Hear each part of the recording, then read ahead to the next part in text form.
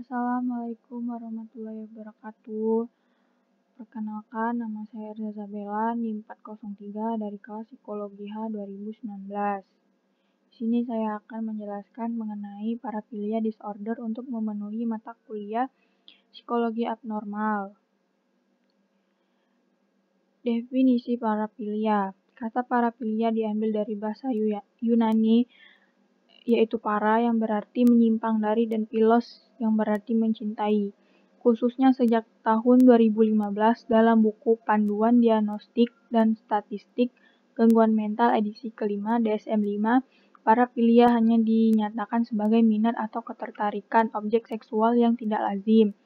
Orang dengan paraphilia memiliki pola ketertarikan seksual yang tidak biasa atipikal yang melibatkan gairah seksual, mencintai ketika merespons stimulus yang atipikal, menyimpang dari stimulus yang secara normal merangsang. Faktor penyebab paraphilia. Yang pertama itu perspektif teori belajar. Stimulus yang tidak biasa menjadi stimulus terkondisi untuk rangsangan seksual akibat pemasangannya dengan aktivitas seksual di masa lalu, serta stimulus yang tidak biasa dapat menjadi erotis dengan cara melibatkannya dalam fantasi erotis dan masturbasi. Yang kedua itu perspektif psikodinamika. Kecemasan kastrasi yang tidak terselesaikan dari masa kanak-kanak yang menyebabkan rangsangan seksual dipindahkan pada objek atau aktivitas yang lebih aman. Yang ketiga itu perspektif multifaktor. Penganiayaan seksual atau fisik pada masa kanak-kanak dapat merusak pola rangsangan seksual yang normal. Jenis-jenis paraphilia. Pertama ada fetisisme, kedua fetisisme transvestik, pedofilia, voyeurisme, eksibisionisme, froteurisme, sadisme seksual, masokisme seksual. Yang pertama itu fetistic disorder. Fetisisme adalah ketergantungan pada benda-benda mati untuk menimbulkan gairah seksual.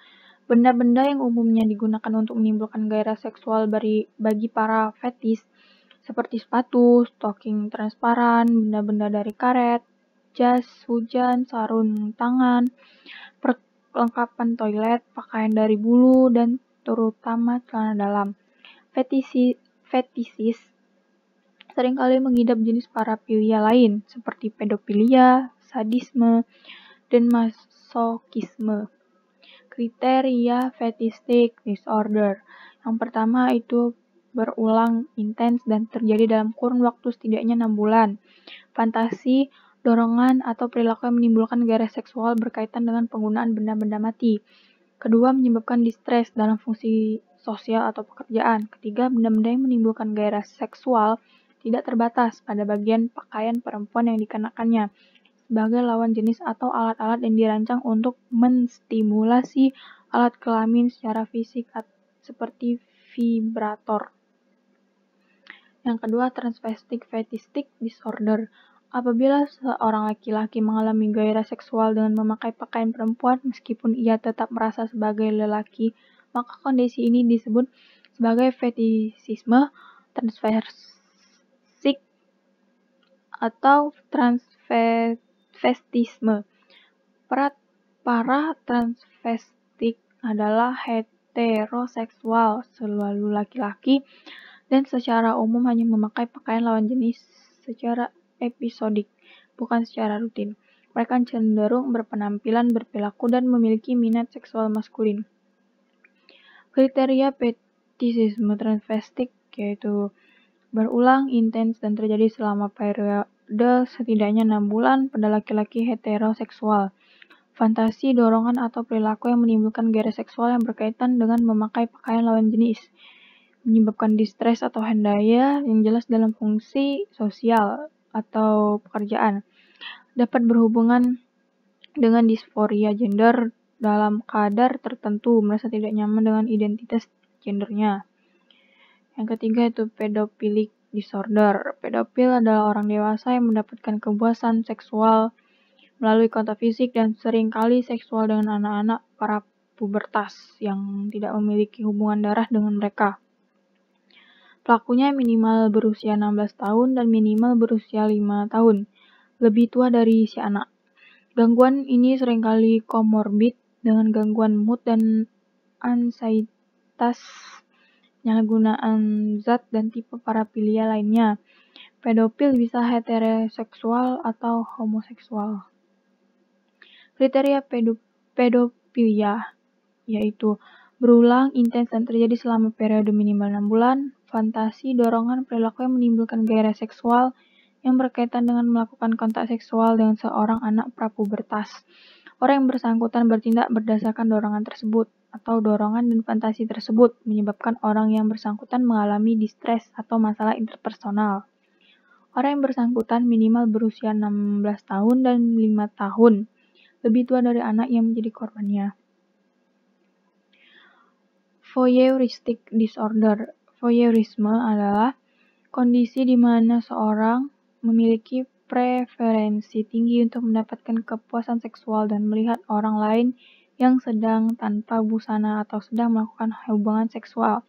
Orgasme seorang voyeur dicapai dengan melakukan masturbasi, baik sambil tetap mengintip atau setelahnya sambil mengingat apa yang ia lihat. Kadang mereka juga berfantasi melakukan hubungan seksual dengan orang yang diintipnya. Kriteria voyeurisme yaitu berulang, intens, dan terjadi selama periode minimal 6 bulan, fantasi, dorongan, perilaku yang menimbulkan gairah seksual yang berkaitan dengan tindakan mengintip orang lain yang sedang tanpa busana atau sedang melakukan hubungan seksual tanpa diketahui orang yang bersangkutan. Orang yang bersangkutan bertindak berdasarkan dorongan tersebut atau dorongan dan fantasi menyebabkan orang tersebut sangat menderita atau mengalami masalah interpersonal. Selanjutnya, exhibitionistic disorder. Exhibitionisme adalah preferensi tinggi dan berulang untuk mendapatkan kepuasan seksual dengan memamerkan alat kelamin kepada orang yang tidak dikenal yang tidak menginginkannya. Kriterianya yaitu berulang, intens, dan terjadi selama periode minimal 6 bulan, fantasi, dorongan, perilaku yang menimbulkan gairah seksual yang berkaitan dengan memamerkan alat kelamin kepada orang tidak dikenal dengan tidak menduganya. Orang yang bersangkutan bertindak berdasarkan dorongan tersebut atau dorongan dan fantasi orang tersebut menyebabkan mengalami distres atau mengalami masalah interpersonal. Selanjutnya, froteuristic disorder. Froteurisme adalah gangguan yang berkaitan dengan melakukan sentuhan yang berorientasi seksual pada bagian tubuh seseorang yang tidak menaruh curiga akan terjadinya hal itu. Froteur bisa menggosokkan penisnya ke paha atau pantat seorang perempuan, menyentuh payudara atau alat kelaminnya. Biasa dilakukan di tempat umum seperti di dalam bis. Kriteria froteurisme itu berulang, intens, dan terjadi selama periode minimal 6 bulan. Fantasi, dorongan, perilaku yang menimbulkan gairah seksual yang berkaitan dengan menyentuh atau menggosokkan bagian tubuhnya pada orang yang tidak menghendakinya. Orang yang bersangkutan bertindak berdasarkan dorongan tersebut atau dorongan dan fantasi orang tersebut menyebabkan mengalami distres atau mengalami masalah interpersonal.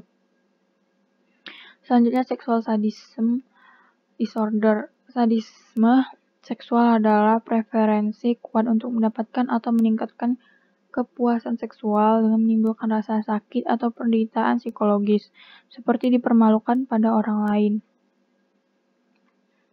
Kriteria sadisme seksual itu berulang, intens, dan terjadi selama periode minimal 6 bulan, fantasi, dorongan, perilaku yang menimbulkan gairah seksual dari penderitaan fisik atau fisiologis dari orang lain dan orang lain.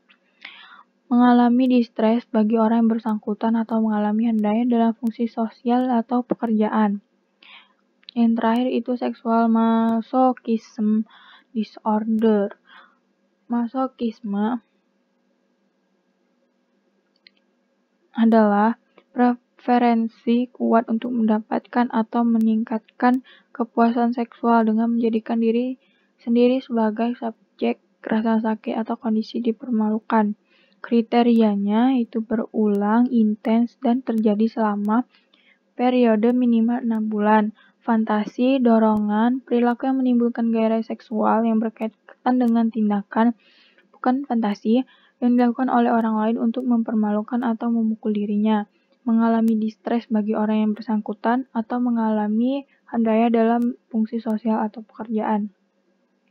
Penanganan gangguan parafilia. Pertama itu psikoanalisis.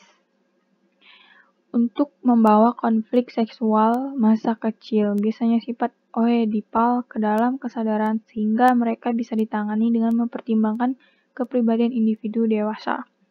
Yang kedua, terapi kognitif atau perilaku, berfokus secara langsung pada pengubahan perilaku yang bermasalah. Yang terakhir itu terapi biomedis.